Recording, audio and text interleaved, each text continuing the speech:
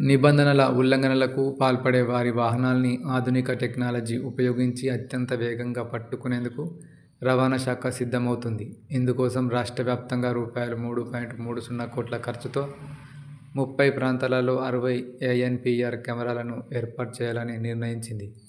ఈ మేరకు నిధుల విడుదలకు, పరిపాలనాపరమైన అనుమతుల్ని జారీ చేస్తూ రవాణా శాఖ ప్రత్యేక ప్రధాన కార్యదర్శి వికాస్ రాజ్ ఉత్తర్వులు జారీ చేశారు.